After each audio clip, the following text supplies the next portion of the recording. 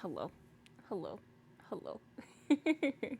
Welcome to Storytime with Moog. I am Moog, and today we are reading Anna Karenina by Leo Tolstoy, starting with part 6, chapter 11. But first,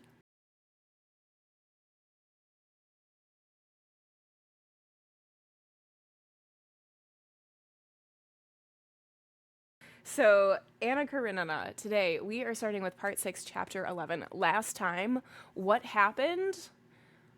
Very little. Very little happened. For most of the time, we were hanging out with Levin and Stepan Arkadyevich and with this, is he a prince or is he just a royal? I don't know. Veslovsky. And they are hunting. They're bird hunting. And yeah, it seems very much like in these chapters to be very character driven and character focused and like a character study in writing almost as well, because we are getting internal thoughts of Levin, mostly Levin, and we're getting like his outward presentation to people as well, and sometimes it's different than his internal monologue and sometimes it's the same and reflects it and everything like that. And then also just like his mental block of like not having a great time, and not also being able to shoot birds. Like he only has like 4 birds, and Stepan Arkadyevich had like 14 birds. So, generally, there's 14 or 12 main characters, and it's so much easier to talk about in like the high notes of things that have happened instead of being like, yeah, they like went bird hunting, because that's not exciting. that's not a happy fun time. It's not exciting. But like mostly it is like one of our main characters, Anna Karenina, has committed adultery, and so like her story is dealing with that as well as following her adulterer, and that sort of thing. And there are other instances of marriage and family life that we're getting as well, and all of the trials and tribulations that they're going through. And also, it's in Russia, so that as well. All right, part 6, chapter 11. When Levin and Stepan Arkadyevich reached the peasant's hut, where Levin always used to stay, Veslovsky was already there. He was sitting in the middle of the hut, clinging with both hands to the bench from which he was being pulled by a soldier, the brother of the peasant's wife, who was helping him off with his mirror boots. Veslovsky was laughing his infectious, good-humored laugh. "I've only just come. Ils sont charmants. Just fancy. They gave me drink, fed me, such bread. It was exquisite. Délicieux. And the vodka, I never tasted any better. And they would not take a penny for anything, and they just kept saying, 'Excuse our homely ways.'" "What should they take anything for? They were entertaining you, to be sure. Do you suppose they keep vodka for sale?" said the soldier, succeeding at last in pulling the soaked boot off the blackened stocking. In spite of the dirtiness of the hut, which was all muddied by their boots and the filthy dogs licking themselves clean, and the smell of marsh mud and powder that filled the room, and the absence of knives and forks, the party drank their tea and ate their supper with a relish only known to sportsmen. Washed and clean, they went into a hay barn swept ready for them, where the coachman had been making up beds for the gentlemen. Though it was dusk, not one of them wanted to go to sleep. After wavering among reminiscences and anecdotes of guns, of dogs, and of former shooting parties, the conversation rested on a topic that interested all of them.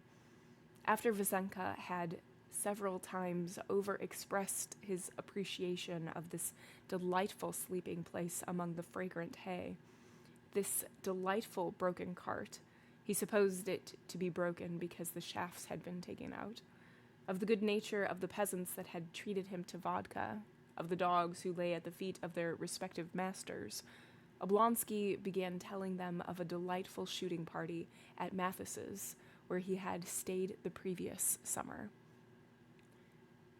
Malthus was a well-known capitalist who had made his money by speculation in railway shares. Stepan Arkadyevitch described what grouse moors this Malthus had bought in the Tver province, and how they were preserved, and of the carriages and dog carts in which the shooting party had been driven, and the luncheon pavilion that had been rigged up at the marsh. "I don't understand you," said Levin, sitting up in the hay. "How is it such people don't disgust you? I can understand a lunch with Lafitte is all very pleasant, but don't you dislike just that very sumptuousness? All these people, just like our spirit monopolists in old days, get their money in a way that gains them the contempt of everyone. They don't care for their contempt, and then they use their dishonest gains to buy off the contempt they have deserved." "Perfectly true," chimed in Vasenka Veslovsky. "Perfectly. Oblonsky, of course, goes out on of bonhomie. But other people say, well, Oblonsky stays with them." "Not a bit of it." Levin could hear that Oblonsky was smiling as he spoke. "I simply just don't consider him more dishonest than any other wealthy merchant or nobleman. They've all made their money alike, by their work and their intelligence." "Oh, by what work? Do you call it work to get hold of concessions and speculate with them?" "Of course it's work. Work in this sense, that is, that if it were not for him and others like him, there would have been no railways." "But that's not work, like the work of a peasant or a learned profession." "Granted, but it's work in the sense that his activity produces a result, the railways. But, of course, you think the railways useless." "No, that's another question. I am prepared to admit that they're useful, but all profit that is out of proportion to the labor expended is dishonest." "But who is to define what is proportionate?" "Making profit by dishonest means, by trickery," said Levin, conscious that he could not draw a distinct line between honesty and dishonesty. "Such as banking, for instance," he went on. "It's an evil, the amassing of huge fortunes without labor, just the same thing as with the spirit monopolies. It's only the form that's changed. No sooner were the spirit monopolies abolished than the railways came up and banking companies. That, too, is profit without work." "Yes, that may all be very true and clever. Lie down, Crack," Stepan Arkadyevitch called to his dog, who was scratching and turning over all the hay. He was obviously convinced of the correctness of his position, and so talked serenely and without haste. "But you have not drawn the line between honest and dishonest work. That I receive a bigger salary than my chief clerk, though he knows more about the work than I do. That's dishonest, I suppose." "I can't say." "Well, but I can tell you, you're receiving some 5,000, let's say, for your work on the land, while our host, the peasant here, however hard he works, can never get more than 50 rubles, is just as dishonest as my earning more than my chief clerk, and Malthus getting more than a station master. No, quite the contrary. I see that society takes up a sort of antagonistic attitude to these people, which is utterly baseless, and I fancy there's envy at the bottom of it." "No, that's unfair," said Veslovsky. "How could envy come in? There is something not nice about that sort of business." "You say," Levin went on, "that it's unjust for me to receive 5,000 while the peasant has 50. That's true. It is unfair, and I feel it, but it really is.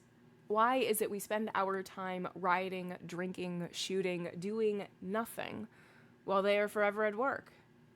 said Vasenka Veslovsky, obviously for the first time in his life reflecting on the question and consequently considering it with perfect sincerity.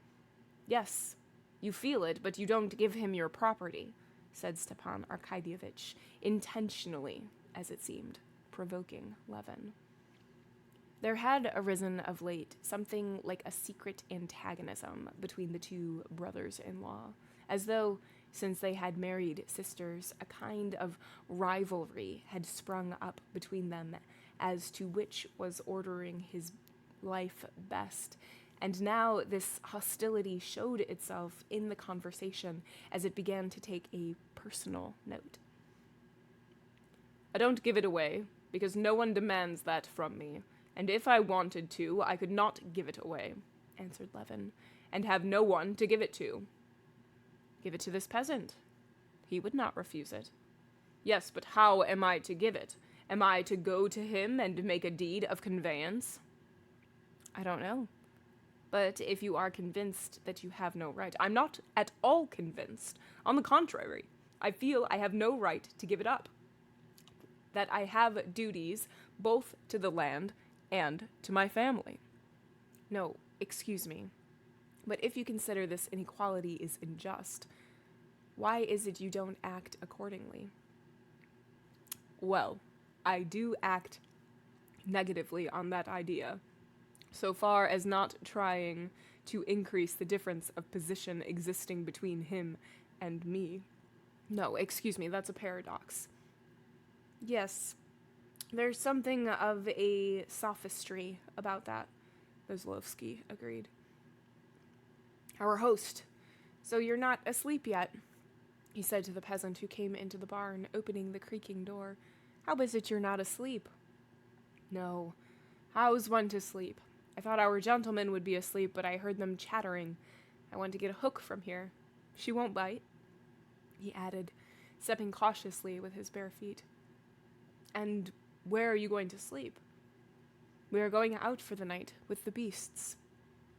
"What a night," said Veslovsky, looking out at the edge of the hut and the unharnessed wagonette that could be seen in the faint light of the evening glow in the great frame of the open doors. "But listen, there are women's voices singing, and, on my word, not badly, too. Who's that singing, my friend?" "That's the maids from hard by here." "Let's go. Let's have a walk. We shan't go to sleep, you know. Oblonsky, come along." "Oh, if one could only do both, lie here and go," answered Oblonsky, stretching. "It's capital, lying here." "Well, I shall go by myself," said Veslovsky, getting up eagerly and putting on his shoes and stockings. "Goodbye, gentlemen. It's been fun. I'll fetch you. If it's fun, I'll fetch you. You've treated me to some good sport, and I won't forget you." "He really is a capital fellow, isn't he?" said Stepan Arkadyevitch when Veslovsky had gone out and the peasant had closed the door after him. "Yes, capital," answered Levin, still thinking of the subject of their conversation just before. It seemed to him that he had clearly expressed his thoughts and feelings to the best of his capacity, and yet both of them, straightforward men and not fools, had said with one voice that he was comforting himself with sophistries. This disconcerted him.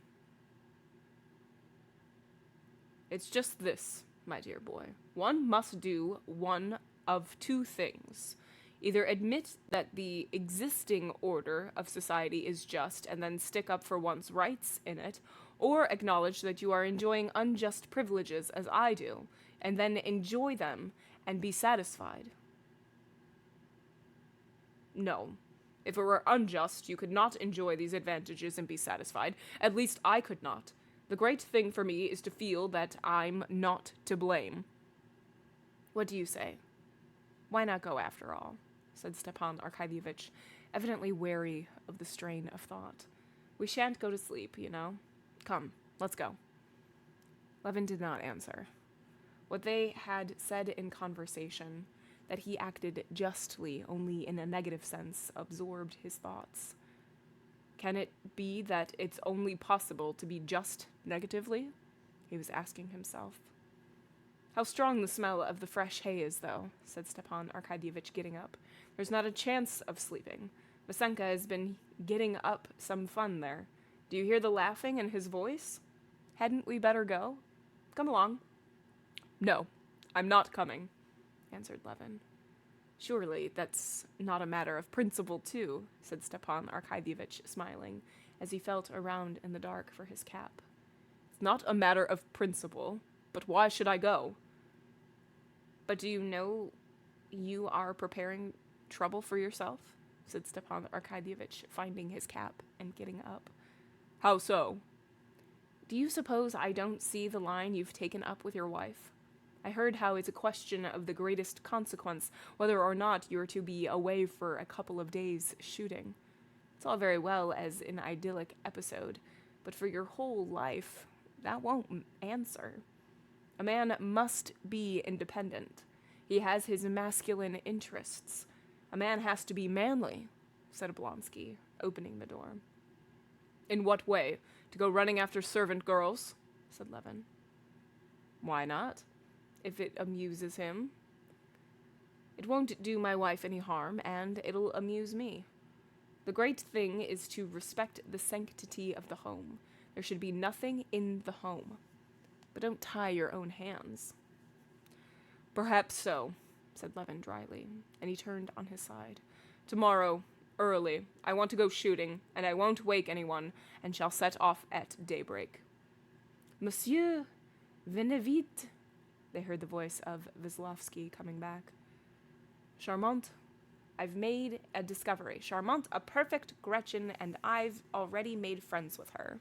Charmante, a perfect Gretchen, and I've already made friends with her. Really, exceedingly pretty, he declared in a tone of approval, as though she had been made pretty entirely on his account, and he was expressing his satisfaction with the entertainment that had been provided for him. Levin pretended to be asleep, while Oblonsky, putting on his slippers and lighting a cigar, walked out of the barn, and soon their voices were lost. For a long while, Levin could not get to sleep. He heard the horses munching hay, then he heard the peasant and his older boy getting ready for the night and going off for the night watch with the beasts. Then he heard the soldier arranging his bed on the other side of the barn with his nephew, the younger son of their peasant host. He heard the boy in his shrill little voice telling his uncle what he thought about the dogs, who seemed to him huge and terrible creatures, and asking what the dogs were going to hunt next day. And the soldier in a husky, sleepy voice telling him the sportsmen were going in the morning to the marsh and would shoot with their guns, and then, to check the boy's questions, he said, "Go to sleep, Vaska. Go to sleep, or you'll catch it." And soon, after he began snoring himself, and everything was still. He could only hear the snore of the horses and the guttural cry of a snipe. "Is it really only negative?" he repeated to himself. "Well, what of it? It's not my fault." And he began thinking about the next day. "Tomorrow I'll go out early, and I'll make a point of keeping cool. There are lots of snipe, and there are grouse, too. When I come back, there'll be the note from Kitty. Yes, Stiva may be right. I'm not manly with her. I'm tied to her apron strings. Well, it can't be helped. Negative, again." Half asleep, he heard the laughter and mirthful talk of Veslovsky and Stepan Arkadyevitch. For an instant he opened his eyes. The moon was up, and in the open doorway, brightly lighted up by the moonlight, they were standing, talking. Stepan Arkadyevitch was saying something of the freshness of one girl, comparing her to a freshly peeled nut, and Veslovsky, with his infectious laugh, was repeating some words, probably said to him by a peasant. "Oh, you do your best to get round her," Levin, half asleep, said. "Gentlemen, tomorrow before daylight," and fell asleep. End of chapter 11.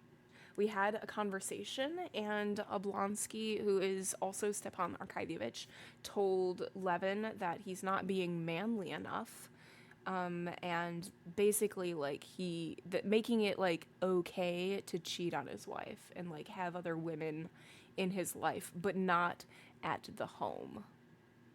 That's not where you do it.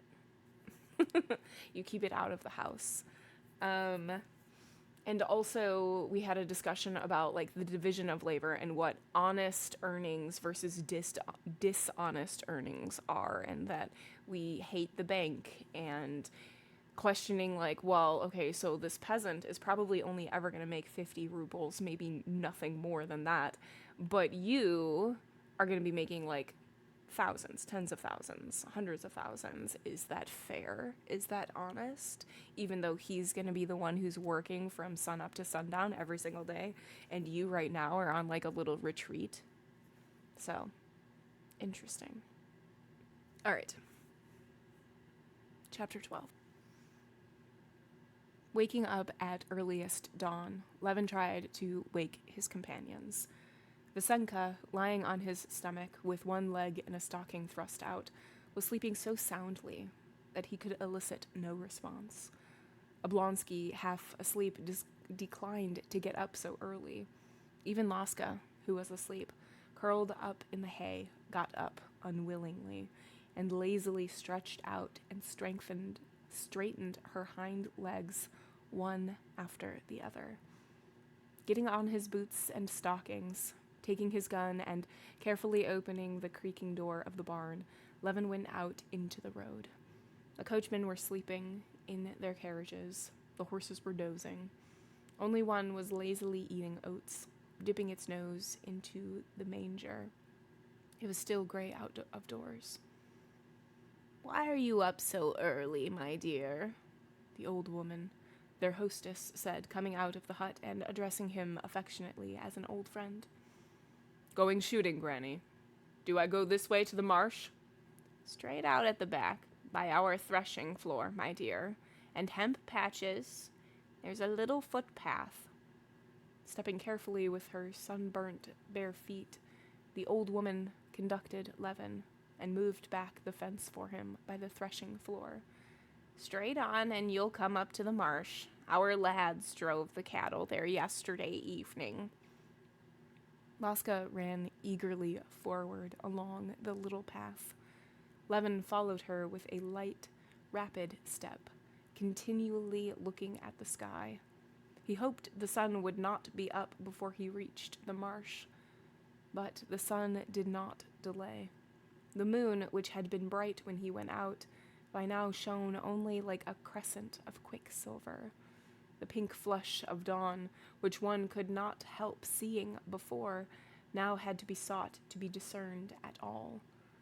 What were before undefined, vague blurs in the distant countryside could now be distinctly seen. They were sheaves of rye. The dew, not visible till the sun was up, wetted Levin's legs and his blouse above his belt in the high-growing, fragrant hemp patch, from which the pollen had already fallen out. In the transparent stillness of morning, the smallest sounds were audible. A bee flew by Levin's ear with the whizzing sound of a bullet. He looked carefully and saw a second and a third. They were all flying from the beehives behind the hedge, and they disappeared over the hemp patch in the direction of the marsh. The path led straight to the marsh. The marsh could be recognized by the mist which rose from it, thicker in one place and thinner in another, so that the reeds and willow bushes swayed like islands in the mist.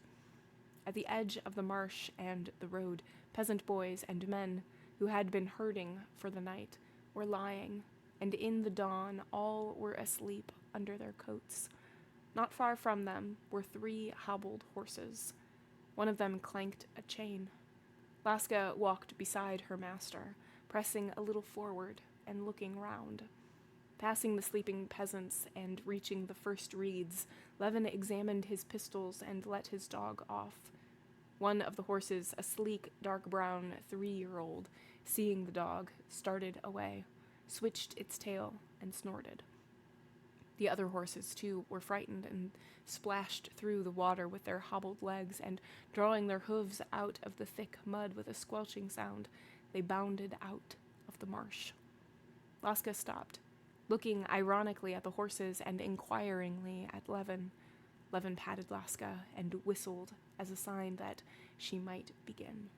Laska ran joyfully and anxiously through the slush that swayed under her, running into the marsh among the familiar scents of roots, marsh plants, and slime, and the extraneous smell of horse dung. Laska detected at once a smell that pervaded the whole marsh, the scent of that strong-smelling bird that always excited her more than any other. Here and there among the moss and marsh plants, this scent was very strong, but it was impossible to determine in which direction it grew stronger or fainter. To find the direction, she had to go farther away from the wind, not feeling the motion of her legs. Laska bounded with a stiff gallop, so that at each bound she could stop short, to the right, away from the wind that blew from the east before sunrise, and turned facing the wind. Sniffing in the air with dilated nostrils, she felt at once that not their tracks only, but they themselves were here before her, and not one, but many. Laska slackened her pace. They were here, but where precisely she could not yet determine. To find the very spot, she began to make a circle, when suddenly her master's voice drew her off. "Laska? Here?" he said, pointing her to a different direction. She stopped, asking him if she had better not go on doing as she had begun. But he repeated his command in an angry voice, pointing to a spot covered with water where there could not be anything. She obeyed him, pretending she was looking, so as to please him, went round it and went back to her former position, and was at once aware of the scent again. Now when he was not hindering her, she knew what to do, and without looking at what was under her feet, and to her vexation, stumbling over a high stump into the water, but righting herself with her strong, supple legs, she began making the circle which was to make all clear to her. The scent of them reached her, stronger and stronger, and more defined, and all at once it became perfectly clear to her that one of them was here, behind this tuft of reeds, 5 paces in front of her. She stopped, and her whole body was still and rigid. On her short legs she could see nothing in front of her, but by the scent she knew it was sitting not more than 5 paces off. She stood still, feeling more and more conscious of it, and enjoying it in anticipation. Her tail was stretched straight and tense, and only wagging at the extreme end. Her mouth was slightly open, her ears raised. One ear had been turned wrong side out as she ran up, and she breathed heavily but warily, and still more warily looked around, but more with her eyes than her head, to her master. He was coming along with the face she knew so well, though the eyes were always terrible to her. He stumbled over the stump as he came, and moved, as she thought, extraordinarily slow. She thought he came slowly, but he was running. Noticing Laska's special attitude as she crouched on the ground, as it were, scratching big prints with her hind paws and with her mouth slightly open, Levin knew she was pointing at grouse, and with an inward prayer for luck, especially with the first bird, he ran up to her. Coming quite close up to her, he could from his height look beyond her, and he saw with his eyes what she was seeing with her nose.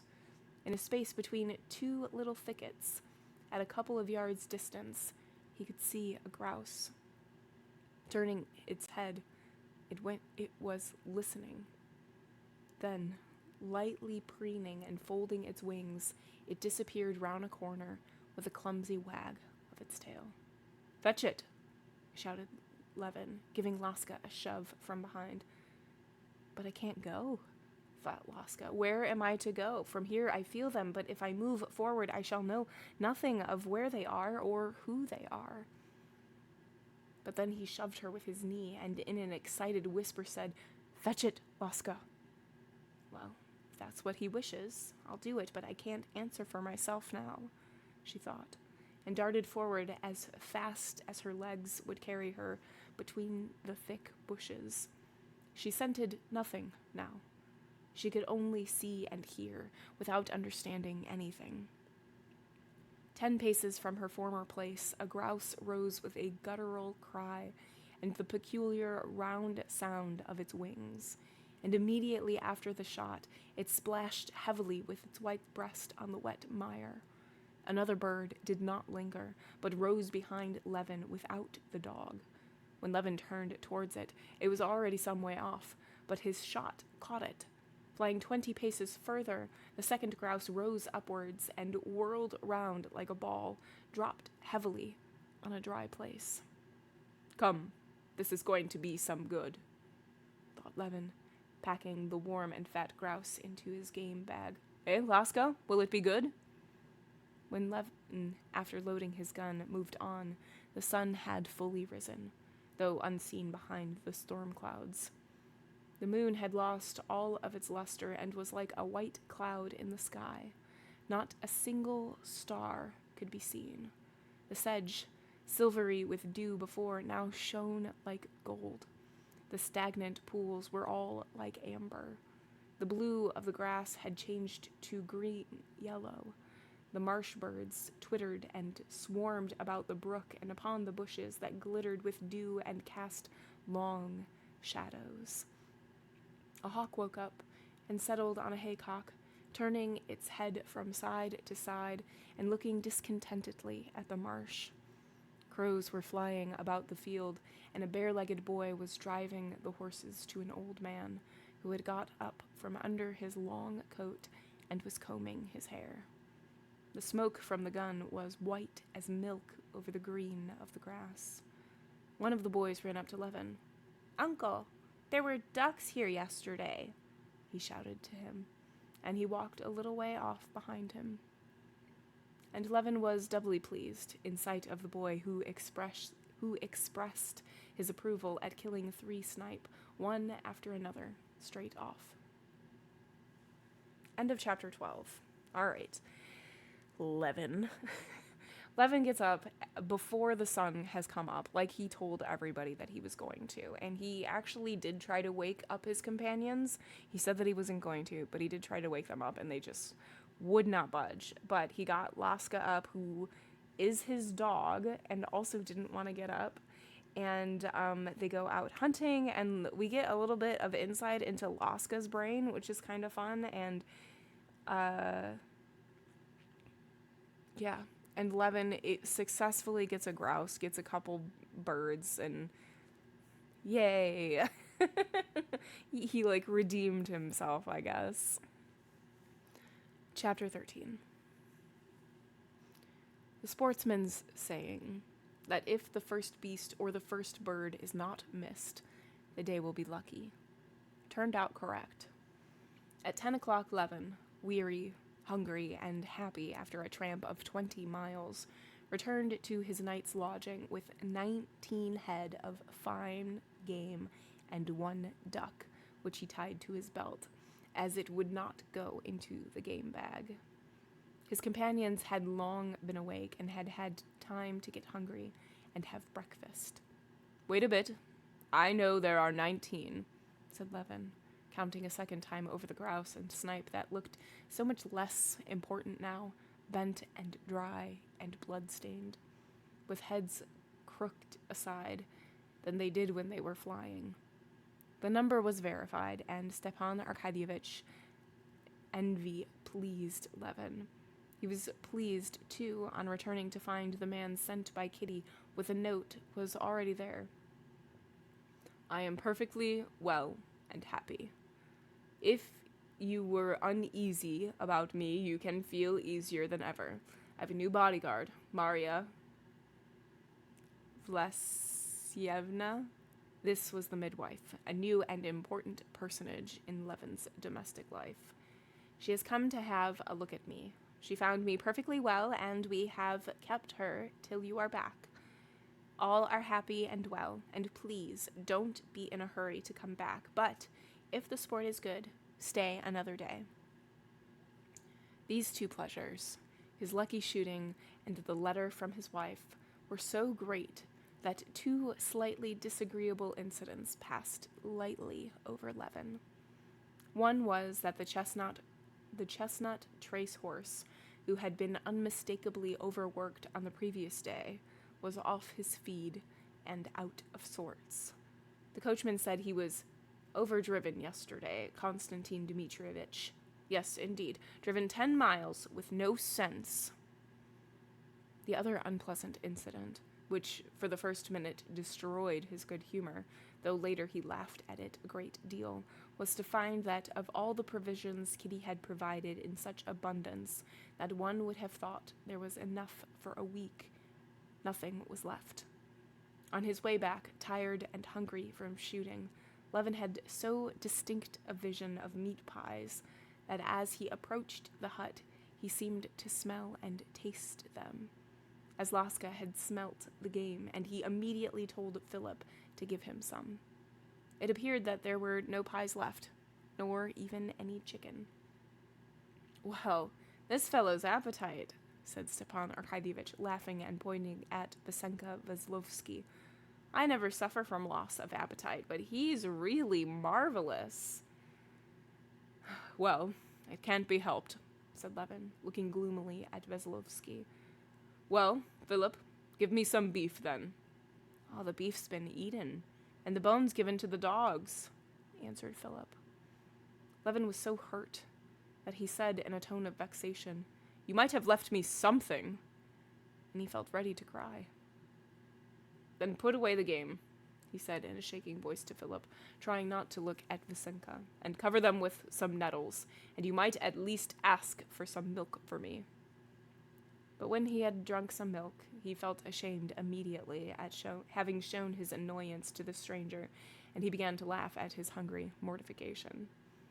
In the evening they went shooting again, and Veslovsky had several successful shots, and in the night they drove home. Their homeward journey was as lively as their drive out had been. Veslovsky sang songs and related with enjoyment his adventures with the peasants, who had regaled him with vodka and said to him, "Excuse our homely ways," and his night's adventures with Kiss in the Ring and the servant girl and the peasant who had asked him was he married, and on learning that he was not, said to him, "Well, mind you don't run after other men's wives. You'd better get one of your own." These words had particularly amused Veslovsky. "Altogether, I've enjoyed our outing awfully. And you, Levin?" "I have. Very much," Levin said quite sincerely. It was particularly delightful to him to have got rid of the hostility he had been feeling towards Vasenka Veslovsky at home, and to feel instead the most friendly disposition to him. End of chapter 13. All right, chapter 13, very, very short. Levin, is successful. He has 19 birds that he's successfully shot and has brought home in his game bag. And everybody ate all of the food. But it didn't seem as terrible because he got a letter from home from Kitty saying that everything is fine and that she now has a midwife there who is helping take care of everything. And if, he's having a great time to stay another day, everything's fine. There's no need to rush home unnecessarily. And he's sort of he's finding that he is becoming less and less annoyed by Veslovsky, which, great. He has, the personality of a cat, where it just takes him a while to, warm up and get used to somebody new. But then when he does, he's like, all right, I guess this is fine. That is what has seemed to have happened. And yes, particularly delightful to have gotten rid of the hostility that he was feeling. Good for you. Good on you, bud. Chapter 14. Next day at 10 o'clock, Levin, who had already gone his rounds, knocked at the room where Vasenka had been put for the night. "Entree," Veslovsky called to him. "Excuse me, I've only just finished my ablutions," he said, smiling, standing before him in his underclothes only. "Don't mind me, please." Levin sat down in the window. "Have you slept well?" "Like the dead. What sort of day is it for shooting?" "What will you take? Tea? Coffee?" "Neither. I'll wait till lunch. I'm really ashamed. I suppose the ladies are down? A walk now would be capital. You should show me your horses." After walking about the garden, visiting the stable, and even doing some gymnastic exercises together on the parallel bars, Levin returned to the house with his guest and went with him to the drawing room. "We had splendid shooting and so many delightful experiences," said Veslovsky, going up to Kitty, who was sitting at the samovar. "What a pity ladies are cut from these delights." "Well, I suppose he must say something to the lady of the house," Levin said to himself. Again he fancied something in the smile, in the all-conquering air with which their guest addressed Kitty. The princess, sitting on the other side of the table with Marya Vasyevna and Stepan Arkadyevitch, called Levin to her side and began to talk to him about moving to Moscow for Kitty's confinement and getting ready rooms for them. Just as Levin had disliked all the trivial preparations for his wedding, as derogatory to the grandeur of the event, now he felt still more offensive the preparations for the approaching birth, the date of which they reckoned, it seemed, on their fingers. He tried to turn a deaf ear to these discussions of the best patterns of long clothes for the coming baby, tried to turn away and avoid seeing the mysterious, endless strips of knitting, the triangles of linen, and so on, to which Dolly attached special importance. The birth of a son, he was certain it would be a son, which was promised him, but which he still could not believe in, so marveled it, so marvelous it seemed, presented itself to his mind, on one hand, as a happiness so immense and therefore so incredible, on the other, as an event so mysterious that this assumption of a definite knowledge of what would be, and consequent preparation for it, as for something ordinary that did happen to people, jarred on him as confusing and humiliating. But the princess did understand his feelings, and put down his reluctance to think and talk about it to carelessness and indifference, and so she gave him no peace. She had commissioned Stepan Arkadyevitch to look at a flat, and now she called Levin up. "I know nothing about it, princess. Do as you think fit," he said. "Well, you must decide when you will move." "I really don't know. I know millions of children are born away from Moscow and doctors. Why? But if so, oh no, as Kitty wishes. What? We can't talk to Kitty about it. Do you want me to frighten her? Why, this spring, Natalia Golinsnina died from having an ignorant doctor." "I will do just what you say," he said gloomily. The princess began talking to him, but he did not hear her. Though the conversation with the princess had indeed jarred upon him, he was gloomy, not on account of that conversation, but from what he saw at the samovar. "No, it's impossible," he thought, glancing now and then at Vidsenka, bending over Kitty, telling her something with his charming smile, and at her, flushed and disturbed. There was something not nice in Vidsenka's attitude, in his eyes, in his smile. Levin even saw something not nice in Kitty's attitude and look.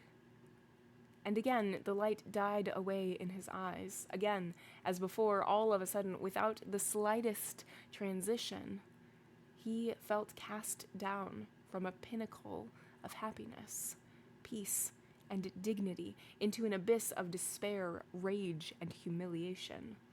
Again, everything and everyone had become hateful to him. "You do just as you think best, princess," he said again, looking round. "Heavy is the cap of Monomach. Stepan Arkadyevitch said playfully, hinting evidently not simply at the princess's conversation, but at the cause of Levin's agitation, which he had noticed. "How late you are today, Dolly." Everyone got up to greet Darya Alexandrovna. Vasenka only rose for an instant, and with the lack of courtesy to ladies characteristic of the modern young man, he scarcely bowed and resumed his conversation again, laughing at something. "Oh, I've been worried about Masha. She did not sleep well and is dreadfully tiresome today," said Dolly. The conversation Vasenka had started with Kitty was running on the same lines as on the previous evening, discussing Anna, and whether love is to be put higher than worldly considerations. Kitty disliked the conversation, and she was disturbed both by the subject and the tone in which it was conducted, and also by the knowledge of the effect it would have on her husband. But she was too simple and innocent to know how to cut short this conversation, or even to conceal the superficial pleasure afforded her by the young man's very obvious admiration. She wanted to stop it, but she did not know what to do. Whatever she did, she knew would be observed by her husband, and the worst interpretation put on it. And, in fact, when she asked Dolly what was wrong with Masha and Vasenka, waiting till this uninteresting conversation was over, began to gaze indifferently at Dolly. The question struck Levin as an unnatural and disgusting piece of hypocrisy. "What do you say? Shall we go and look for mushrooms today?" said Dolly. "Oh, by all means, please, and I shall come too," said Kitty, and she blushed. She wanted from politeness to ask Vasenka whether he would come, and she did not ask him. "Where are you going, Kostya?" she asked her husband with a guilty face, as she passed by her with a resolute step. This guilty air confirmed all his suspicions. "The mechanician came when I was away. I haven't seen him yet," he said, not looking at her. He went downstairs, but before he had time to leave his study, he heard his wife's familiar footsteps running with reckless speed to him. "What do you want?" he said to her shortly. "We are busy." "I beg your pardon," she said to the German mechanic. "I want a few words with my husband." The German would have left the room, but Levin said to him, "Don't disturb yourself." "The train is at 3?" queried the German. "I mustn't be late." Levin did not answer him, but walked out himself with his wife. "Well, what have you to say to me?" he said to her in French.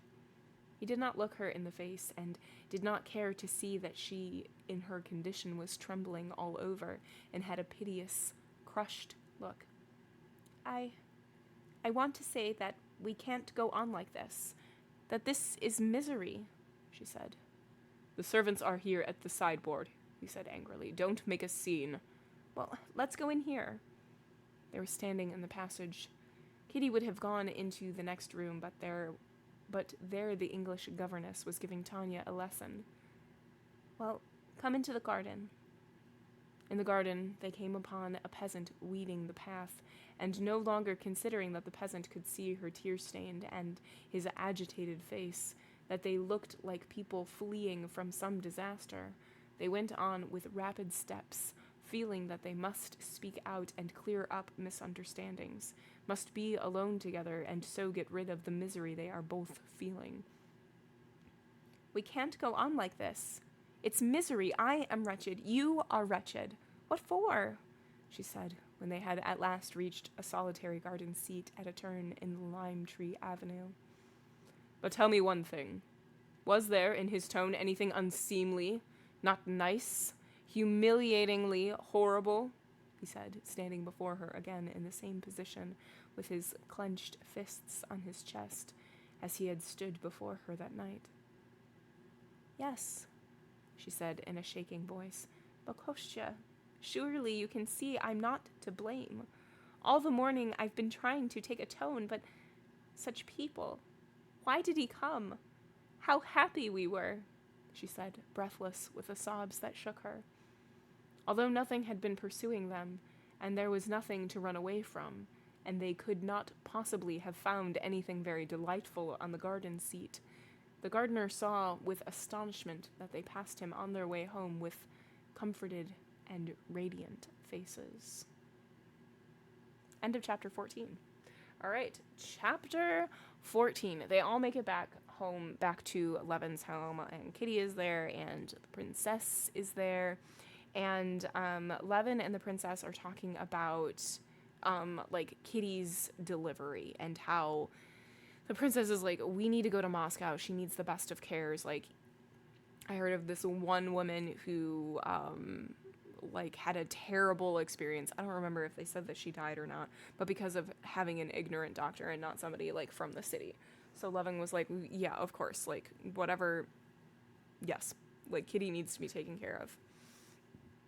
And then we get a moment where Veslovsky is, again, just, like, really close to Kitty and, like, making eyes with Kitty and, like, bending over to have conversations with her and things like that. And Levin is noticing this, and Levin doesn't like this. And Kitty is also noticing it, and she's kind of torn because, like, oh, we're so happy, but he's giving me, like, this look, and he's giving me this attention. And so Levin and Kitty go and have a private conversation about this and their marriage, and they are, they can't go on like this. They're both upset. Neither one of them are happy. And then we get a little note that says, like, when they passed by this gardener, the gardener noticed that that they went home with comforted and radiant faces. So whatever the rest of the conversation was, which we don't get, they walked away okay. Like, being back on the same level. It's wild what communication would do. Chapter 15.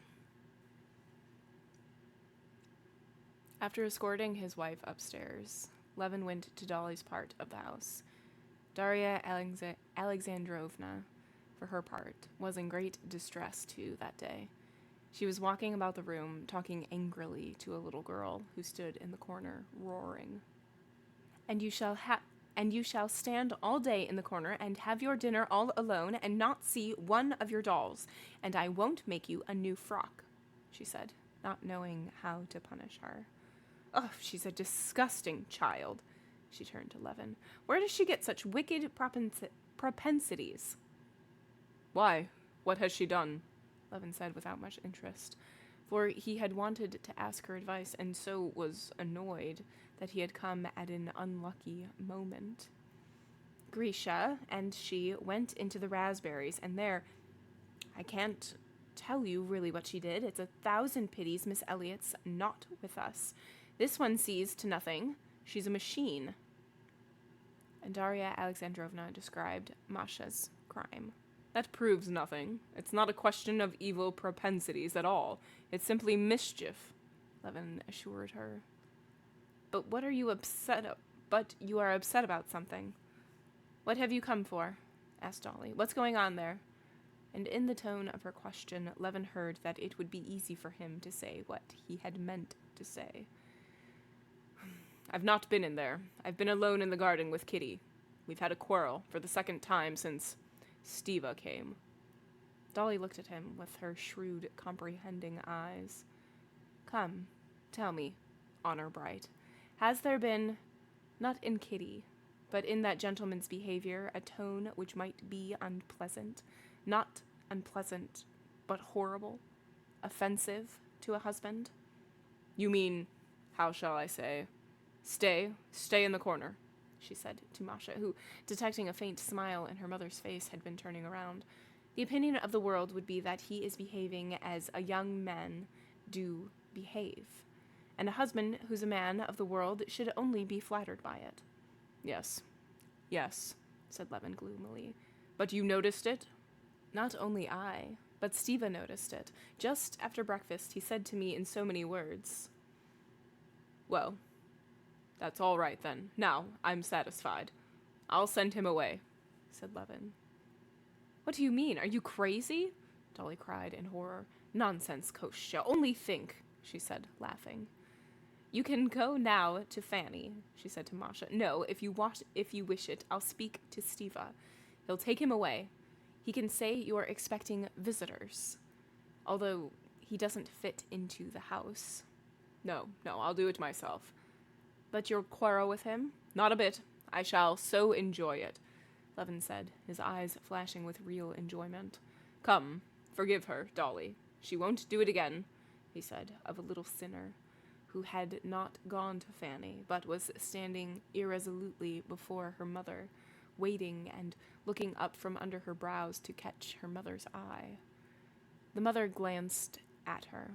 The child broke into sobs, hid her face on her mother's lap, and Dolly laid her thin, tender hand on her head. And what is there in common between us and him? Thought Levin, and he went off to look for Veslovsky. As he passed through the passage, he gave orders for the carriage to be got ready to drive to the station. The spring was broken yesterday, said the footman. Well, the covered trap, then, and make haste. Where's the visitor? The gentleman's gone to his room. Levin came upon Veslovsky at the moment when the latter, having unpacked his things from his trunk and laid out some new songs, was putting on his gaiters to go out riding. Whether there was something exceptional in Levin's face, or that Vasenka was himself conscious that ce petit bouin de coeur he was making out of place in his family, but he was somewhat, as much as a young man in society can be, disconcerted at Levin's entrance. You ride in gaiters? Yes, it's much cleaner, said Vasenka, putting his fat leg on a chair, fastening the bottom hook, and smiling with simple-hearted good humor. He was undoubtedly a good-natured fellow, and Levin felt sorry for him and ashamed of himself as his host when he saw the shy look on Vasenka's face. On the table lay a piece of stick, which they had broken together that morning. Trying their strength, Levin took the fragment in his hands and began smashing it up, breaking bits off the stick, not knowing how to begin. I wanted, he paused. But suddenly, remembering Kitty and everything that had happened, he said, looking him resolutely in the face, I have ordered the horses to be put to for you. How so? Vasenka began in surprise. To drive where? For you to drive to the station, Levin said gloomily. Are you going away, or has something happened? It happens that I expect visitors, said Levin, his strong fingers more and more rapidly breaking off the ends of the split stick. And I'm not expecting visitors, and nothing has happened, but I beg you to go away. You can explain my rudeness as you like. Vasenka drew himself up. I beg you to explain, he said with dignity, understanding at last. I can't explain, Levin said softly and deliberately, trying to control the trembling of his jaw, and you'd better not ask. And as the split ends were all broken off, Levin clutched the thick ends in his finger, broke the stick in two, and carefully caught the end as it fell. Probably the sight of those nervous fingers, of the muscles he had proved that morning at gymnastics, of the glittering eyes, the soft voice, and the quivering jaws, convinced Vasenka better than any words. He bowed, shrugged his shoulders, and smiling contemptuously, Can I not see Oblonsky? The shrug and the smile did not irritate Levin. What else was there for him to do? He thought. I'll send him to you at once. What madness is this? Stepan Arkadyevitch said when, after hearing from his friend that he was being turned out of the house, he found Levin in the garden, where he was walking about, waiting for his guest's departure. What fly has stung you? What did you think if a young man... But the place where Levin had been stung was evidently still sore, for he turned pale again when Stepan Arkadyevitch would have enlarged on the reason, and he himself cut him short. Please, don't do it. I can't help it. I feel shame of how I'm treating you and him, but it won't be. I imagine, a great grief to him to go, and his presence was distasteful to me and to my wife. But it's insulting to him. And to me, it's both insulting and distressing, and I'm not at fault in any way, and there's no need for me to suffer. Well, this I didn't expect of you. Levin quickly turned and walked away from him into the depths of the avenue, and he went on walking up and down alone. Soon he heard the rumble of the trap and saw from behind the trees how Vasenka, sitting in the hay, unluckily there was no seat in the trap, in his Scotch cap, was driven along the avenue, jolting up and down over the ruts. "What's this?" Levin thought, when a footman ran out of the house and stopped the trap. It was the mechanic, whom Levin had totally forgotten. The mechanic, bowing low, said something to Veslovsky, then clambered into the trap, and they drove off together. Stepan Arkadyevitch and the princess were much upset by Levin's action, and he himself felt not only in the highest degree ridicule, but also utterly guilty and disgraced. But remembering what sufferings he and his wife had been through, when he asked himself how he should act another time, he answered that he should do just the same again.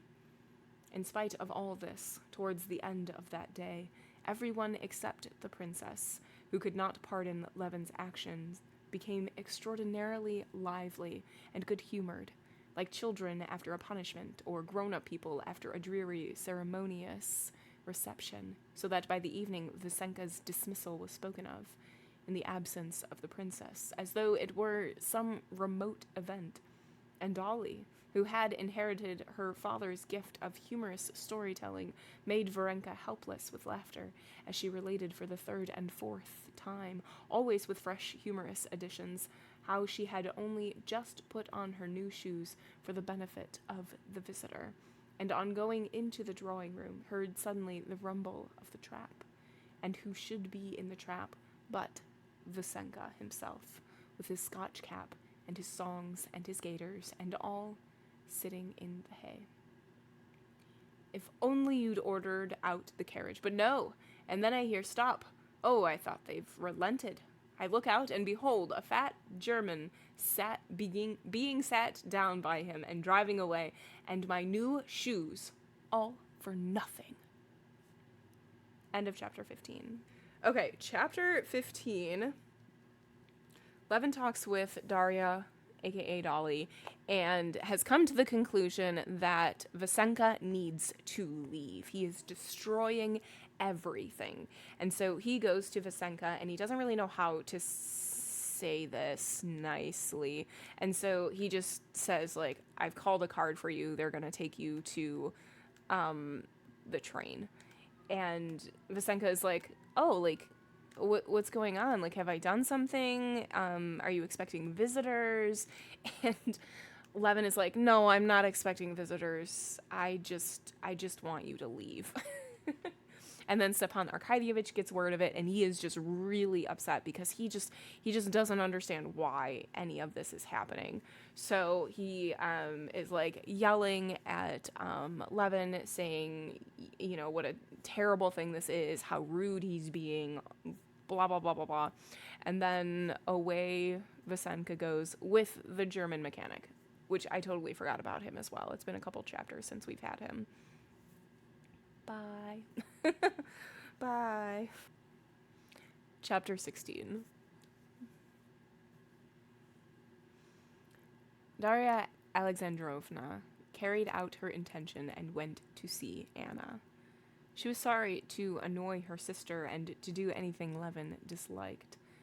She quite understood how right the Levins were in not wishing to have anything to do with Vronsky, but she felt she might go and see Anna, and show her that her feelings could not be changed, in spite of the change in her position, that she might be independent of the Levins in this expedition. Daria Alexandrovna sent to the village to hire horses for the drive, but Levin, learning of it, went to her in protest. What makes you suppose that I dislike your going? But even if I did dislike it, I should still more dislike your not taking my horses, he said. You never told me that you were going for certain. Hiring horses in the village is disagreeable to me, and what's of more importance, they'll undertake the job and never get you there. I have horses. If you don't want me to wound me, you'll take mine." Darya Alexandrovna had to consent, and on the day fixed Levin had ready for his sister-in-law a set of 4 horses and relays, getting them together from the farm, and saddle horses.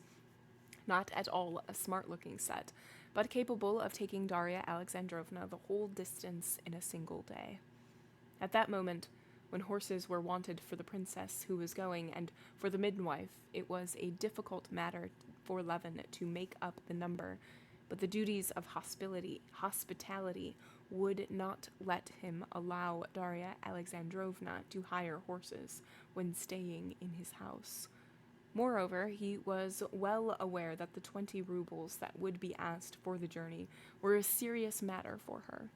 Darya Alexandrovna's pecuniary affairs, which were in a very unsatisfactory state, were taken to heart by the Levins as if they were their own. Darya Alexandrovna, by Levin's advice, started before daybreak. The road was good, the carriage comfortable. The horses trotted along merrily, and on the box, besides the coachman, sat the counting-house clerk, whom Levin was sending instead of a groom for greater security. Darya Alexandrovna dozed and waked up only on reaching the inn where the horses were to be changed. After drinking tea at the same well-to-do peasants with whom Levin had stayed on the way to Zvyashki's, and chatting with the women about their children and with the old man about Count Vronsky, whom the latter praised very highly, Darya Alexandrovna at 10 o'clock went on again. At home, looking after her children, she had no time to think. So now, after this journey of 4 hours, all the thoughts she had suppressed before rushed swarming into her brain, and she thought over all her life as she never had before, and from the most different points of view. Her thoughts seemed strange, even to herself. At first, she thought about the children, about whom she was uneasy, although the princess and Kitty, she reckoned more upon her, had promised to look after them. If only Masha does not begin her naughty tricks, if Grisha isn't kicked by a horse and Lily's stomach isn't upset again, she thought. But these questions of the present were succeeded by questions of the immediate future. She began thinking how she had to get a new flat in Moscow for the coming winter, to renew the drawing-room furniture, and to make her elder sister a cloak. Then questions of the more remote future occurred to her. How she was to place her children in the world. The girls are all right, she thought. But the boys? It's very well that I'm teaching Grisha, but of course that's only because I am free myself now, not with child. Stiva, of course, there's no counting on, and with the help of good-natured friends I can bring them up. But if there's another baby coming... And the thought struck her how untruly it was said that the curse laid on women was that in sorrow she should bring forth children. The birth itself, that's nothing. But the months of carrying the child, that's what's so intolerable, she thought, picturing to herself her last pregnancy and the death of the last baby. And she recalled the conversation she had just had with the young woman in the inn. On being asked whether she had any children, the handsome young woman had answered cheerfully, "I had a baby girl, but God set me free. I buried her last Lent." "Well, did you grieve very much for her?" asked Darya Alexandrovna. "Why grieve? The old man has grandchildren enough as it is. It was only a trouble. No working, nor nothing, only a tie." This answer had struck Darya Alexandrovna as revolting in spite of the good-natured and pleasing face of the young woman. But now she could not help recalling these words. In those cynical words there was indeed a grain of truth. Yes, altogether, thought Darya Alexandrovna, looking back over her whole existence during those 15 years of her married life. Pregnancy, sickness, mental incapacity, indifference to everything, and most of all, hideousness. Kitty, young and pretty as she is, even Kitty has lost her looks, and I, when I'm with child, become hideous. I know it. The birth, the agony, the hideous agonies, that last moment, then the nursing, the sleepless nights, the fearful pains. Darya Alexandrovna shuddered at the mere recollection of the pain from sore breasts which she had suffered with almost every child. Then the children's illnesses, that everlasting apprehension, then bringing them up, evil propensities. She thought of little Masha's crime among the raspberries. Education, Latin, it's all so incomprehensible and difficult, and on top of it all, the death of these children. And there rose again before her imagination the cruel memory that always tore her mother's heart, of the death of her last little baby, who died of croup. His funeral, the callous indifference of all, at the little pink coffin, and her own torn heart, and her lonely anguish at the sight of the pale little brow with its projecting temples, and the open, wondering little mouth seen in the coffin at the moment when it was being covered with the pink little lid with a cross braided on it. And all this, what's it for? What is it? What is to come of it all? That I'm wasting my life, never having a moment's peace, either with child or nursing a child, forever irritable, peevish, wretched myself, and worrying others, repulsive to my husband, while the children are growing up unhappy, badly educated, and penniless. Even now, if it weren't for spending the summer at the Levins, I don't know how we should be managing to live. Of course Kosha and Kitty have so much tact that we don't feel it, but it can't go on. They'll have children. They won't be able to keep us. It's a drag on them as it is. How is Papa, who is hardly anything left for himself, to help us? So that I can't even bring the children up by myself and may find it hard with the help of other people, at the cost of humiliation. Why, even if we suppose the greatest good luck that the children don't die and I bring them up somehow? At the very best, they'll simply be decent people. That's all I can hope for. And to gain simply that, what agonies, what toil, one's whole life ruined. Again she recalled what the young peasant woman had said, and again she was revolted at the thought. But she could not help admitting that there was a grain of brutal truth in the words. "Is it far now, Mikhail?" Darya Alexandrovna asked the counting house clerk to turn her mind from the thoughts that were frightening her. "From this village, they say, it's 5 miles. The carriage drove along the village street, and onto a bridge. On the bridge was a crowd of peasant women with coils of ties for the sheaves of their shoulders, gaily and noisily chattering. They stood still on the bridge, staring inquisitively at the carriage. All the faces turned to Darya Alexandrovna, looked to her healthy and happy, making her envious of their enjoyment of life. They're all living. They're all enjoying life, Darya Alexandrovna still mused, when she had passed the peasant women and was driving uphill again at a trot, seated comfortably on the soft springs of the old carriage, while I, let out, as it were, from prison, from the world of worries that fret me to death, am only looking about me now for an instant. They all live. Those peasant women and my sister Natalia and Varenka and Anna, whom I am going to see, all, but not I. And they attack Anna. What for? Am I any better? I have, anyway, a husband I love, not as I should like to love him. Still, I do love him, while Anna never loved hers. How is she to blame? She wants to live. God has put that in our hearts. Very likely I should have done the same. Even to this day, I don't feel sure I did right in listening to her at that terrible time when she came to me in Moscow. I ought then to have cast off my husband and have begun my life fresh.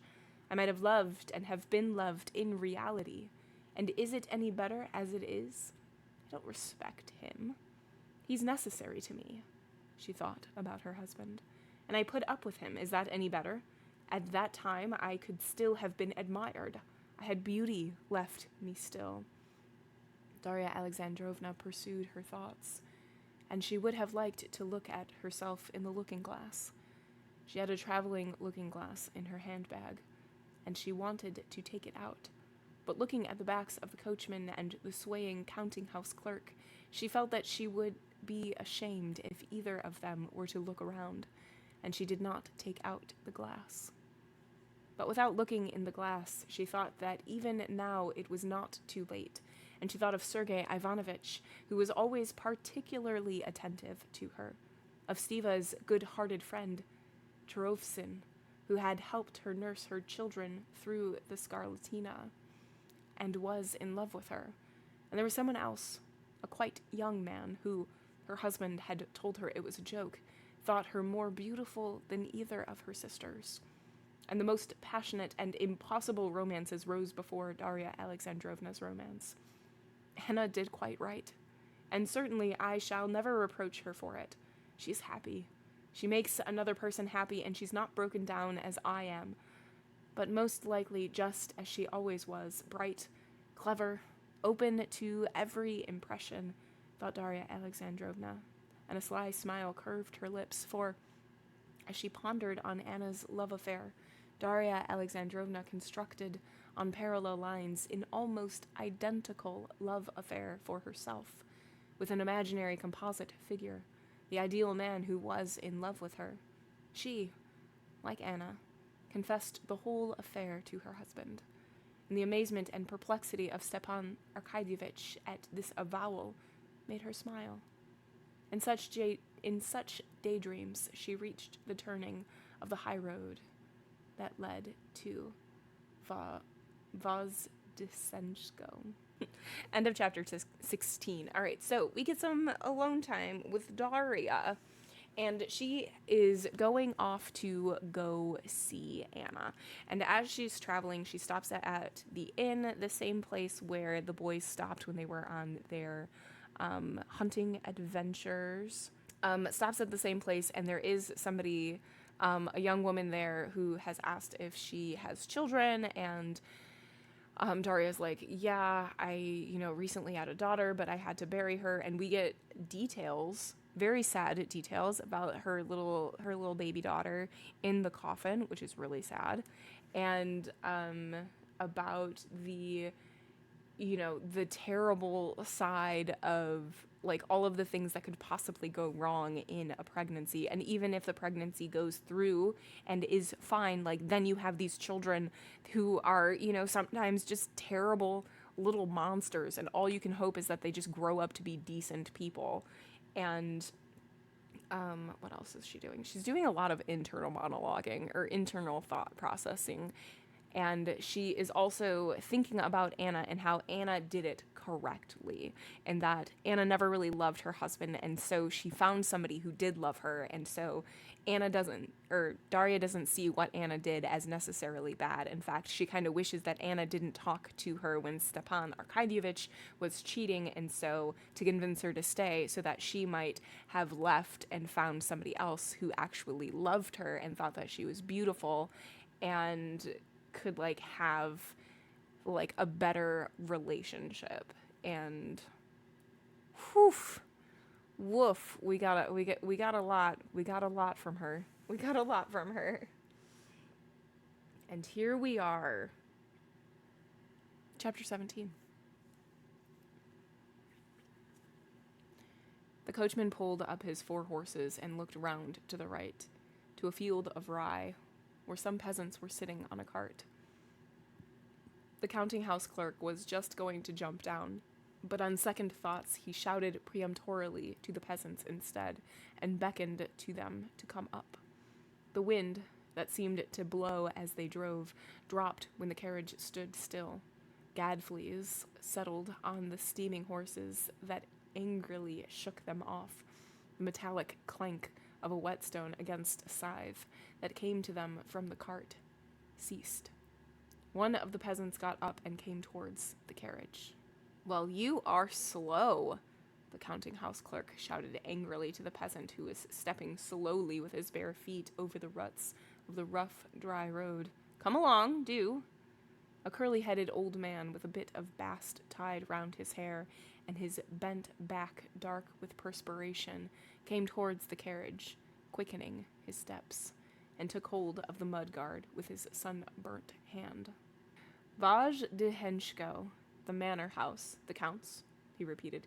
Go on to the end of this track, then turn to the left, straight along the avenue, and you'll come right upon it. But whom do you want? The count himself? Well, are they at home, my good man?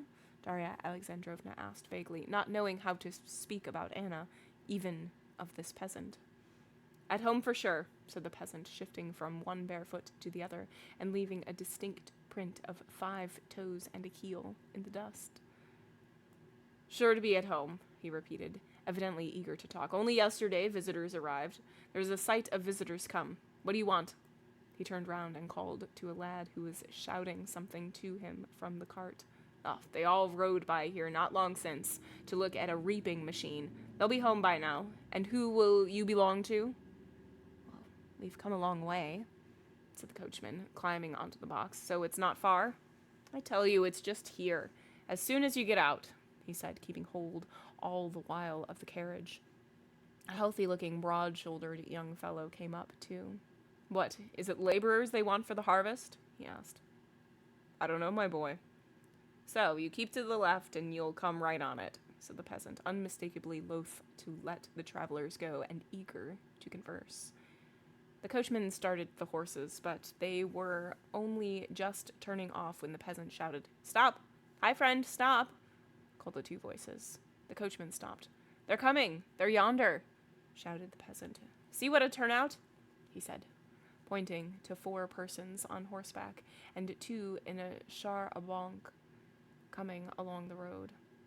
They were Vronsky with a jockey, Veslovsky and Anna on horseback, and Princess Varvara and Zviasky in the char-à-banc. They had gone out to look at the working of a new reaping machine. When the carriage stopped, the party on horseback were coming at a walking pace. Anna was in front beside Veslovsky.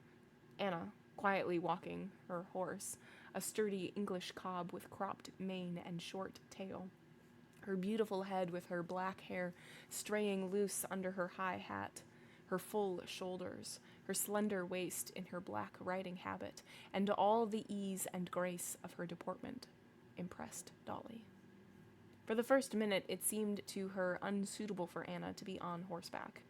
The conception of riding on horseback for a lady was, in Darya Alexandrovna's mind, associated with ideas of youthful flirtation and frivolity, which, in her opinion, was unbecoming in Anna's position. But when she had scrutinized her, seeing her closer, she was at once reconciled to her riding. In spite of her elegance, everything was so simple, quiet, and dignified in the attitude, the dress, and the movements of Anna, that nothing could have been more natural. Beside Anna, on a hot-looking gray cavalry horse, was Vasenka Veslovsky in his Scotch cap with floating ribbons, his stout legs stretched out in front, obviously pleased with his own appearance. Darya Alexandrovna could not suppress a good-humored smile as she recognized him. Behind rode Vronsky on a dark bay mare, obviously heated from galloping. He was holding her in, pulling at the reins. After him rode a little man in the dress of a jockey. Zviashki and Princess Varvara in a new char-à-banc, with a big, raven-black trotting horse, overtook the party on horseback. Anna's face suddenly beamed with a joyful smile at the instant when, in the little figure huddled in a corner of the old carriage, she recognized Dolly. She uttered a cry, started in the saddle, and set her horse into a gallop. On reaching the carriage, she jumped off without assistance, and holding up her riding habit, she ran up to greet Dolly. Oh, I thought it was you, and dared not think it. How delightful. You can't fancy how glad I am, she said, at a moment pressing her face against Dolly and kissing her, and at the next holding her off and examining her with a smile. Here's a delightful surprise, Alexei, she said, looking round at Vronsky, who had dismounted and was walking towards them. Vronsky, taking off his tall gray hat, went up to Dolly. You wouldn't believe how glad we are to see you, he said, giving peculiar significance to the words and showing his strong white teeth in a smile. Vasenka Veslovsky, without getting off his horse, took off his cap and greeted the visitor by gleefully waving the ribbons over his head. "That's Princess Varvara," Anna said in reply to a glance of inquiry from Dolly as they drove up. "Oh," said Darya Alexandrovna, and unconsciously her face betrayed her dissatisfaction. Princess Varvara was her husband's aunt, and she had long known her and did not respect her. She knew that Princess Varvara had passed her whole life toadying on her rich relations, but that she should now be sponging on Vronsky, a man who was nothing to her, mortified Dolly on account of her kinship with her husband. Anna noticed Dolly's expression and was disconcerted by it. She blushed, dropped her riding habit, and stumbled over it. Darya Alexandrovna went up to the char blanc and coldly greeted Princess Varvara. Zviashki, too, she knew. He inquired how his odd friend with the young wife was, and running his eyes over the ill-matched horses and the carriage with its patched mud guards, proposed to the ladies that they should get into the char blanc. "And I'll get into this vehicle," he said. "The horse is quiet, and the princess drives capitally." "No, stay as you were," said Anna, coming up, "and we'll go in the carriage." And taking Dolly's arm, she drew her away. Darya Alexandrovna's eyes were fairly dazzled by the elegant carriage of a pattern she had never seen before. The splendid horses and the elegant and gorgeous people surrounded her. But what struck her most of all was the change that had taken place in Anna, whom she knew so well and loved. Any other woman, a less close observer, not knowing Anna before, or not having thought as Darya Alexandrovna had been thinking on the road, would not have noticed anything special in Anna. But now Dolly was struck by that temporary beauty which is only found in women during the moments of love, and which she saw now in Anna's face. Everything in her face, the clearly marked dimples in her cheeks and chin, the line of her lips, the smile which, as it were, fluttered about her face, the brilliance of her eyes, the grace and rapidity of her movements, the fullness of the notes of her voice, even the manner in which, with a sort of angry friendliness, she answered Veslovsky when he asked permission to get on her cob, so as to teach it to gallop with the right leg foremost. It was all most peculiar and fascinating, and it seemed as if she were herself aware of it and rejoicing in it. When both the women were seated in the carriage, a sudden embarrassment came over both of them. Anna was disconcerted by the intent look of inquiry Dolly fixed upon her. Dolly was embarrassed because after Zviasky's phrase about this vehicle, she could not help feeling ashamed of the dirty old carriage in which Anna was sitting with her. The coachman Philip and the counting-house clerk were experiencing the same sensation. The counting-house clerk, to conceal his confusion, busied himself settling the ladies. But Philip, the coachman, became sullen, and was bracing himself not to be overawed in future by his external superiority. He smiled ironically, looked at the raven horse, and was already deciding in his own mind that this smart trotter in the char blanc was only good for promenade, and wouldn't do 30 miles straight off in the heat.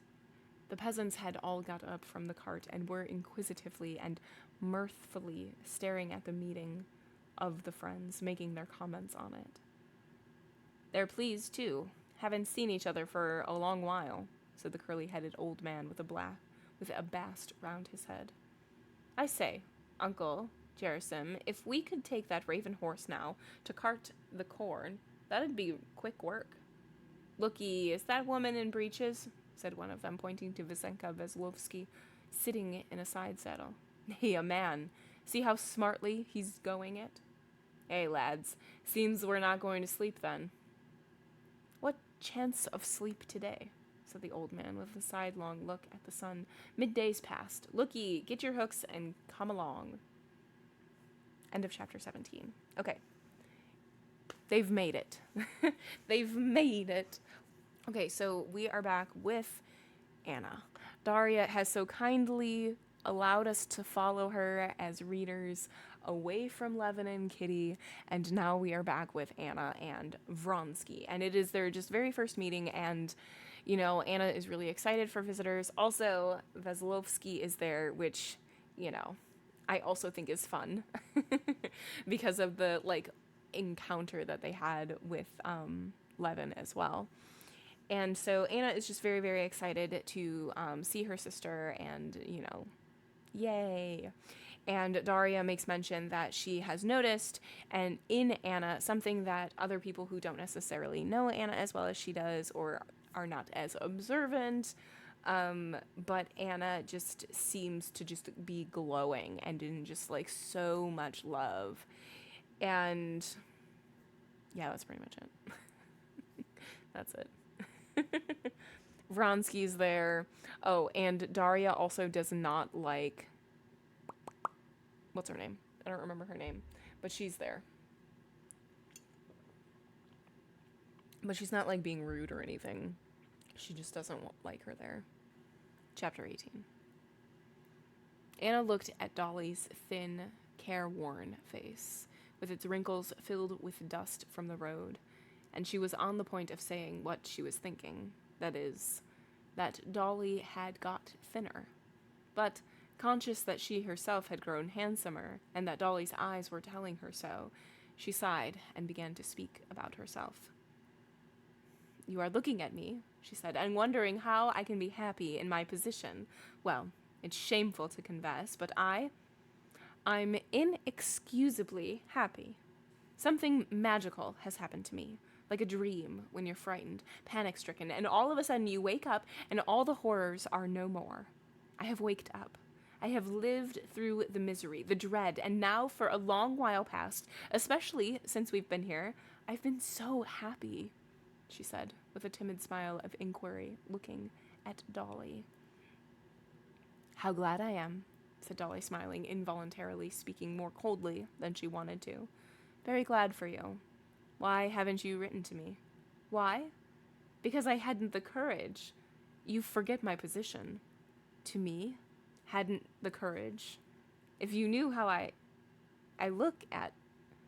Darya Alexandrovna wanted to express her thoughts of the morning, but for some reason it seemed to her now out of place to do so. "But of that we'll talk later. What's this? What are all these buildings?" she asked, wanting to change the conversation and pointing to the red and green roofs that came into view behind the green hedges of acacia and lilac. "Quite a little town." But Anna did not answer. No, how do you look at my position, and what do you think of it?" she asked.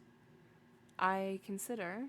Darya Alexandrovna was beginning, but at that instant Vasenka Veslovsky, having brought the cob to gallop with the right leg foremost, galloped past them, bumping heavily up and down in his short jacket on the chamois leather of the side saddle. "He's doing it, Anna Arkadyevna," he shouted. Anna did not even glance at him, but again it seemed to Darya Alexandrovna out of place to enter upon such a long conversation in the carriage, and so she cut short her thought. "I don't think anything," she said, "but I always loved you, and if one loves anyone, one loves the whole person, just as they are, and not as one would like them to be." Anna, taking her eyes off her friend's face and dropping her eyelids, this was a new habit Dolly had not seen in her before, pondered, trying to penetrate the full significance of the words, and obviously interpreting them as she would have wished. She glanced at Dolly. "If you had any sins," she said, "they would all be forgiven you for your coming to see me and these words." And Dolly saw that tears stood in her eyes. She pressed Anna's hand in silence. "Well, what are these buildings? How many there are of them?" After a moment's silence, she repeated her question. These are the servants' houses, barns and stables, answered Anna. And there the park begins. It had all gone to ruin, but Alexei had everything renewed. He's very fond of this place, and what I never expected, he has become intensely interested in looking after. But his is such a rich nature. Whatever he takes up, he does splendidly. So far from being bored by it, he works with passionate interest. He, with his temperament as I know it, he has become careful and businesslike, a first-rate manager. He positively reckons every penny in his management of the land, but only in that. When it's a question of tens of thousands, he doesn't think of money. She spoke with that gleefully sly smile with which women often talk of the secret characteristics only known to them of those they love. Do you see that big building? That's the new hospital. I believe it will cost over 100,000. That's his hobby just now. And do you know how it all came about? The peasants asked him for some meadowland, I think it was, at a cheaper rate, and he refused, and I accused him of being miserly. Of course, it was not really because of that, but everything together. He began this hospital to prove, do you see, that he is not miserly about money. C'est une petite, if you like, but I love him all the more for it. And now you'll see the house in a moment. It was his grandfather's house, and he has had nothing changed outside. Oh, how beautiful, said Dolly, looking with involuntary admiration at the handsome house with columns standing out among the different colored greens of the old trees in the garden. Isn't it fine? And from the house, from the top, the view is wonderful.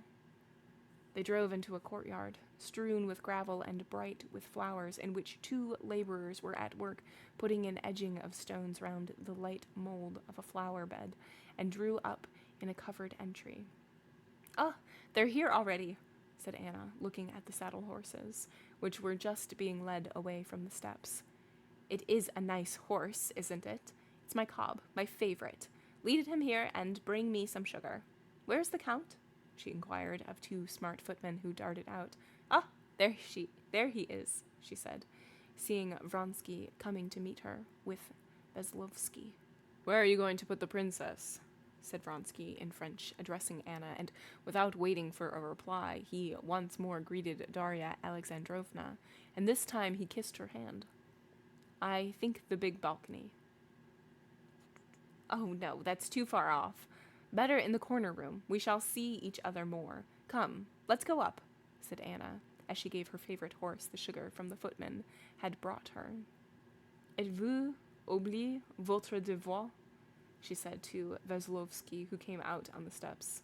"Pardon, j'en ai-tu plein les poux," he answered, smiling, putting his fingers in his waistcoat pocket. "Mais vous venez trop tard," she said, rubbing her handkerchief on her hand, which the horse had made wet in taking the sugar. Anna turned to Dolly. "You can stay some time? For 1 day only? That's impossible." "I promised to be back, and the children," said Dolly, feeling embarrassed both because she had to get her bag out of the carriage and because she knew her face must be covered with dust. "No, Dolly, darling. Well, we'll see. Come along, and Anna led Dolly to her room. That room was not the smart guest chamber Vronsky had suggested, but the one of which Anna had said that Dolly would excuse it. And this room, for which excuse was needed, was more full of luxury than any in which Dolly had never stayed, a luxury that reminded her of the best hotels abroad. "Well, darling, how happy I am," Anna said, sitting down in her riding habit for a moment beside Dolly. "Tell me about all of you. Stiva I had only a glimpse of, and he cannot tell one about the children. How is my favorite, Tanya? Quite a big girl, I expect?" "Yes, she's very tall," Darya Alexandrovna answered shortly, surprised herself that she should respond so coolly about her children. "We are having a delightful stay at the Levins'," she added. "Oh, If I had known, said Anna, that you do not despise me, you might all come to us. Steve is an old friend and a great friend of Alexei's, you know, she added, and suddenly she blushed. Yes, but we are all, Dolly answered in confusion. But in my delight, I'm talking nonsense. The one thing, darling, is that I am so glad to have you, said Anna, kissing her again. You haven't told me yet how and what you think about me, and I keep wanting to know, but I'm glad you will see me as I am. The chief thing I shouldn't like would be for people to imagine I want to prove anything. I don't want to prove anything. I merely want to live. To do no one harm but myself. I have the right to do that, haven't I? But it is a big subject, and we'll talk over everything properly later. Now I'll go and dress and send a maid to you. End of chapter 18. All right, so Anna just keeps asking, like, well, what do you think of me? What do you think of me? Like, what do you think of me? And it is a conversation that Daria does want to have, but also at the same time doesn't want to necessarily, like, it's going to be a longer conversation, and the setting that they are in is not lending itself to a longer conversation. So Daria keeps trying to change the subject so that Anna will move on, but Anna is just, like, she'll get distracted a little bit, and then she'll wiggle her way back. But one of the conversations that we did wiggle away from was that, like, all of these different buildings are being built up. Like, there's a hospital, there's barns, all of these things, and it is Vronsky who is the one who is doing all of this, and he's not a miser, even though people have tried to buy his land, and he said no, he's not miserly with his money at all. No, he has built this hospital, so can't be miserly and do that. But it keeps coming back to, you know, like, oh no, like, I'm not mad at you at all, but what do you think about me? What do you think? And we know what Daria thinks about her, because she was thinking about the same thing earlier, that she kind of just wants to be Anna and have that freedom to be with somebody who brings her joy and who loves her and she loves back thoroughly. So, interesting. Chapter 19. Left alone, Daria Alexandrovna, with a good housewife's eye, scanned her room. All she had seen in entering the house and walking through it, and all she saw now in her room, gave her an impression of wealth and sumptuousness, and of that modern European luxury of which she had only read in English novels, but had never seen in Russia and in the country. Everything was new, from the new French hangings on the walls to the carpet which covered the whole floor. The bed had a spring mattress and a special sort of bolster, and silk pillowcases on the little pillows. The marble washstand, the dressing table, the little sofa, the tables, the bronze clock on the chimney-piece, the window curtains, and the portieres were all new and expensive. The smart maid who came in to offer her services, with her hair done up high and a gown more fashionable than Dolly's, was as new and expensive as the whole room. Daria Alexandrovna liked her neatness, her deferential and obliging manners, but she felt ill at ease with her. She felt ashamed of her seeing the patched dressing jacket that had unluckily been packed by mistake for her. She was ashamed of the very patches and darned places of which she had been so proud at home. At home it had been so clear that for 6 dressing jackets there should be needed 24 yards of nainsook, at 16 pence the yard, which was a matter of 30 shillings, besides the cutting out and making, and these 30 shillings had been saved. But before the maid she felt, if not exactly ashamed, at least uncomfortable. Daria Alexandrovna had a great sense of relief when Anushka, whom she had known for years, walked in. The smart maid was sent for to go to her mistress, and Anushka remained with Daria Alexandrovna. Anushka was obviously much pleased at that lady's arrival and began to chatter away without pause. Dolly observed that she was longing to express her opinion in regard to her mistress's position, especially as to the love and devotion of the Count to Anna Arkadyevna, but Dolly carefully interrupted her whenever she began to speak about this. I grew up with Anna Arkadyevna. My lady's dearer to me than anything. Well, it's not for us to judge, and to be sure, there seems so much love. Kindly pour out the water for me. To wash now, please. Darya Alexandrovna cut her words. Oh, certainly. We've 2 women kept specially for washing small things, but most of the linen's done by machinery. The Count goes into everything himself, and what a husband. Dolly was glad when Anna came in, and by her entrance put a stop to Anushka's gossip. Anna had put on a very simple batiste gown. Dolly scrutinized that simple gown attentively. She knew what it meant, and the price at which such simplicity was obtained. An old friend, Anna said of Anushka. Anna was not embarrassed now. She was perfectly composed and at ease. Dolly saw that she had now completely recovered from the impression her arrival had made on her, and had assumed that superficial, careless tone which, as it were, closed the door on that compartment in which her deeper feelings and ideas were kept. Well, Anna, how is your little girl? Asked Dolly. Annie? This was what she called her little daughter, Anna. Very well. She has got on wonderfully. Would you like to see her? Come, I'll show you to her. She had a terrible bother, she began telling her, over nurses. We had an Italian wet nurse, a good creature, but so stupid. She wanted to get rid of her, but the baby is so used to her that we've gone on keeping her still. But how have you managed? Dolly was beginning a question as to what name the little girl would have, but noticing a sudden frown on Anna's face, she changed the drift of her question. How did you manage? Have you weaned her yet? But Anna had understood. You didn't mean to ask that. You meant to ask about her surname. Yes? That worries Alexei. She has no name, that is, she's a Karenina, said Anna, dropping her eyelids till nothing could be seen but the eyelashes meeting. But we'll talk about all that later. Her face suddenly brightening. Come, I'll show you her. Elle est très gentille. She crawls now. In the nursery, the luxury which had impressed Dolly in the whole house struck her still more.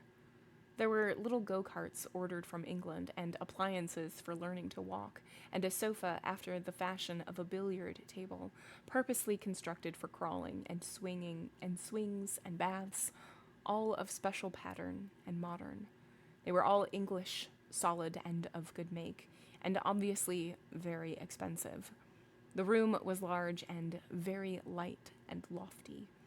When they went in, the baby, with nothing on but her little smock, was sitting in a little elbow chair at the table, having her dinner of broth, which she was spilling all over her little chest. The baby was being fed, and the Russian nursery maid was evidently sharing her meal. Neither the wet nurse nor the head nurse were there. They were in the next room, from which came the sound of their conversation in the odd French, which was their only means of communication. Hearing Anna's voice, a small, tall English nurse with a disagreeable face and a dissolute expression walked in at the door, hurriedly shaking her fair curls, and immediately began to defend herself, though Anna had not found fault with her. At every word Anna said, the English nurse said hurriedly several times, "Yes, my lady." The rosy baby, with her black eyebrows and hair, her sturdy red little body with tight goose-flesh skin, delighted Darya Alexandrovna, in spite of the cross expression with which she stared at the stranger. She positively envied the baby's healthy appearance. She was delighted, too, at the baby's crawling. Not one of her own children had crawled like that. When the baby was put on the carpet, and its little dress tucked up behind, It was wonderfully charming. Looking round like some little wild animal at the grown-up big people, with her bright black eyes, she smiled, unmistakably pleased at their admiring her, and holding her legs sideways, she pressed vigorously on her arms and rapidly drew her whole back up after, and then made another step forward with her little arms. But the whole atmosphere of the nursery, and especially the English nurse, Darya Alexandrovna did not like at all. It was only on the supposition that no good nurse would have entered so irregular a household as Anna's that Darya Alexandrovna could explain to herself how Anna, with her insight into people, could take such an unprepossessing, disreputable-looking woman as nurse to her child. Besides, from a few words that were dropped, Darya Alexandrovna saw at once that Anna, the two nurses, and the child had no common existence, and that the mother's visit was something exceptional. Anna wanted to get the baby her plaything and could not find it. Most amazing of all was the fact that on being asked how many teeth the baby had, Anna answered wrong and knew nothing about the last 2 teeth. I sometimes feel sorry I'm so superfluous here, said Anna, going out of the nursery and holding up her skirt so as to escape the plaything standing in the doorway. It was very different with my first child. Well, I expected it to be the other way, said Darya Alexandrovna shyly. Oh, no. By the way, do you know I saw Siroisa? Said Anna, screwing up her eyes as though looking at something far away. But we'll talk about that later. You wouldn't believe it. I'm like a hungry beggar woman when a full dinner is set before her, and she does not know what to begin on first. The dinner is you and the talks I have before me with you, which I could never have with anyone else, and I don't know which subject to begin upon first. I must have everything out with you. Oh, I ought to give you a sketch of the company you will meet with us, she went on. I'll begin with the ladies. Princess Varvara, you know her, and I know your opinion of Steva's about her. Steva says the whole aim of her existence is to prove her superiority over Auntie Katerina Pavlovna. That's all true, but she's a good-natured woman, and I am so grateful to her. In Petersburg, there was a moment when a chaperone was absolutely essential for me. When she turned up, but really she is good-natured. She did a great deal to alleviate my position. I see you don't understand all the difficulty of my position, there in Petersburg, she added. Here I'm perfectly at ease and happy. Well, of that later on, though. Then Sviashki, he's the marshal of the district, and he's a very good sort of man, but he wants to get something out of Alexei. You understand, with his property, now that we are settled in the country, Alexei can exercise great influence. Then there's Tushkevich, which you have seen him, you know, Betsy's admirer.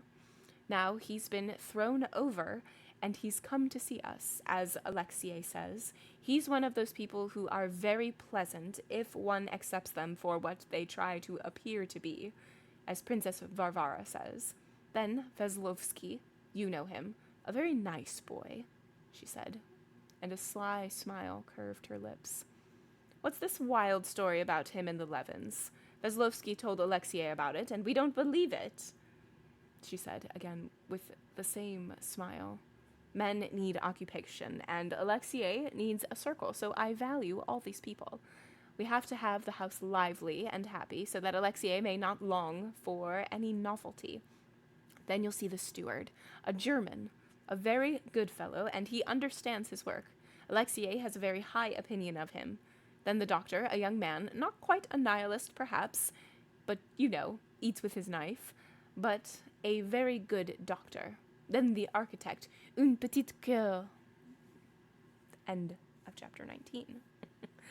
All right, chapter 19, Darya is settled in her room, and she's noticing the like surroundings that she's in. It's all very luxurious, all very beautiful, but the help that Anna has is not amazing.